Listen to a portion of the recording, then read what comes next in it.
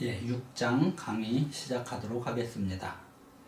이번 강의 주제는 통계적 추론에 관한 내용입니다.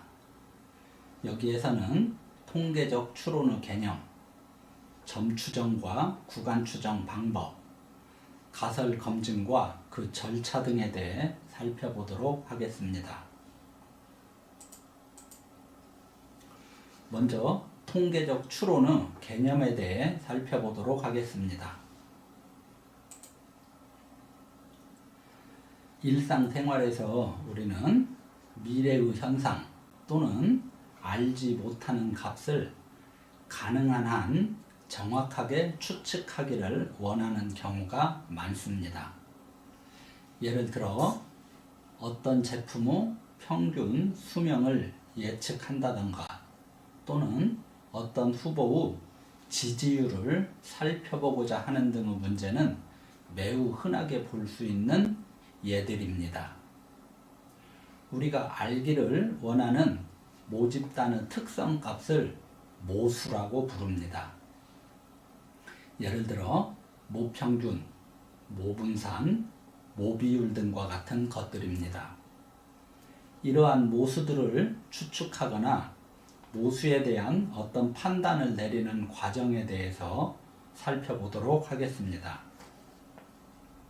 오른쪽 그림에서 보는 바와 같이 모평균, 모분산, 모비율 등과 같은 모수에 대한 어떤 판단을 내리기 위하여 모집단으로부터 표본을 추출하여 데이터를 얻고 이 표본 데이터로부터 어떤 값, 즉 통계량을 계산하여 이 통계량을 기초로 하여 모수에 대한 결론을 내리게 됩니다. 이와 같은 과정을 추론이라고 하는데 통계학에서는 통계적 추론이라는 용어를 사용합니다.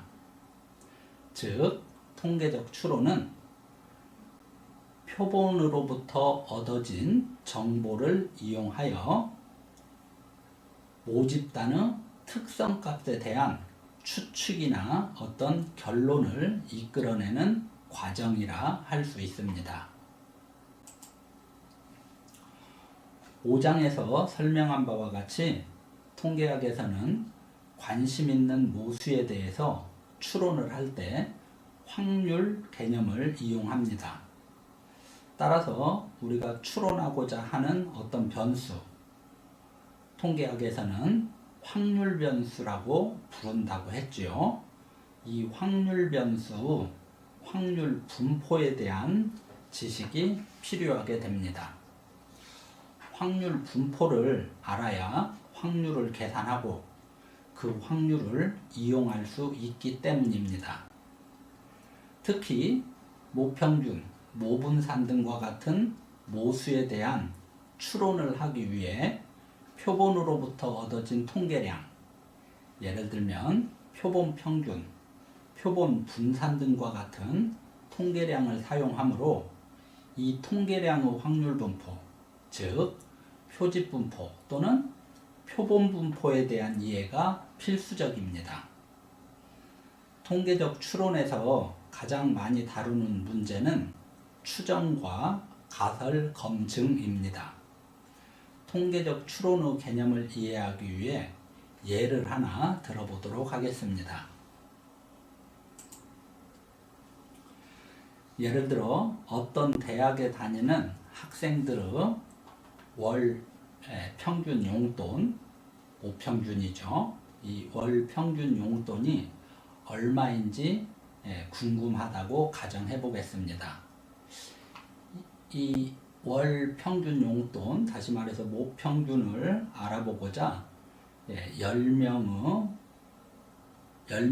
표본으로 추출하여 조사한 결과 다음과 같은 데이터가 얻어졌다고 해봅시다. 이렇게 6, 5, 8, 6, 7, 10 등과 같이 이렇게 10개의 데이터를 얻었다고 가정하고 이 데이터를 이용해서 통계학에서는 어떻게 추론을 해 나가는지 살펴보도록 하겠습니다. 먼저 통계적 추정은 이러한 표본 데이터를 이용하여 모수, 여기에서는 궁금한 내용이 평균 용돈이죠. 평균이죠. 그러니까 모평균입니다. 이 모평균에 대한 추측을 하는 과정을 통계적 추정이라고 그렇게 부릅니다. 모평균을 추측하고자 할 때 여러 가지 통계량을 이용할 수 있겠지만 조사된 또는 추출된 데이터의 평균, 즉 표본 평균을 이용할 수 있을 것입니다. 물론 표본 평균 이외에도 중위수와 같은 통계량을 이용할 수도 있고 또 이용할 수 있는 통계량은 매우 많습니다. 다음으로 통계적 가설 검증은 표본 데이터를 이용하여 모집단에 대한 어떤 예상 또는 주장의 옳고 그름을 결정하는 과정입니다. 모집단에 대한 어떤 예상 또는 주장을 가설이라 하는데 이는 아직 검증되지 않은 이론이라는 의미입니다. 예를 들어 어떤 연구자가 학생들의 매월 평균 용돈이 8만 원 정도는 될 것이다 라고 주장한다면 이 주장, 가설이죠. 이 주장이 합당하다고 받아들일 수 있을 것인가, 그렇지 않은가를 결정하는 과정을 가설 검증이라 합니다. 여기에서는 통계적 추론의 개념에 대해 간단히 설명드렸습니다. 다음 영상에서 자세하게 살펴보도록 하겠습니다. 즉, 통계적 추정의 방법에 대해서 또는 가설 검증의 방법에 대해서 살펴보도록 하겠습니다.